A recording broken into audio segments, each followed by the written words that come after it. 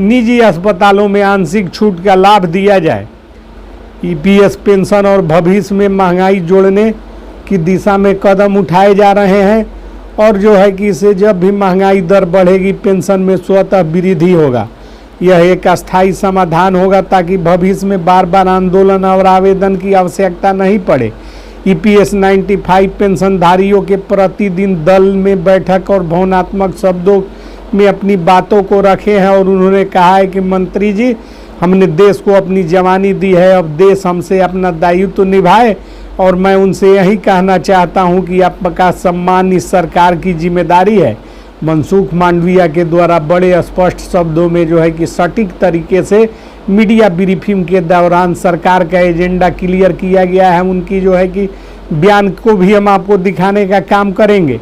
प्रधानमंत्री नरेंद्र मोदी के बारे में उन्होंने कहा है कि स्पष्ट निर्देश दिए हैं कि किसी वरिष्ठ नागरिक की उपेक्षा यानी कि अनदेखी नहीं हो और अनदेखी का सामना करना नहीं पड़े। मोदी जी ने स्वयं कई बैठकों में ईपीएस 95 पेंशनरों के स्थिति की समीक्षा की है। उन्होंने कहा है कि यह केवल पेंशन नहीं, हमारे श्रम वीरों का सम्मान है।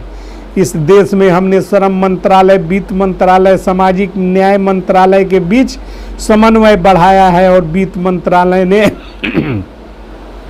सिद्धांत रूप में सहमति दे दी है कि ईपीएस पेंशन बढ़ोतरी को केंद्र की सामाजिक सुरक्षा योजनाओं के साथ जोड़ा जाए। मैं ईपीएस 95 पेंशनधारियों को भरोसा देना चाहता हूं कि अगले महीने में इस संबंध में औपचारिक अधिसूचना जारी की जाएगी। सरकार की नीयत साफ है और विरोधियों का सम्मान राष्ट्र का सम्मान है। मैं सभी पेंशनधारियों से अपील करता हूं कि वे किसी अफवाह भ्रम में न आए। सरकार उनके साथ है और हर निर्णय पारदर्शी तरीके से लिया जाएगा। हम चाहते हैं कि देश के हर कोने में यह संदेश जाए और पेंशनरों को अधिकार मिलेगा, सम्मान मिलेगा।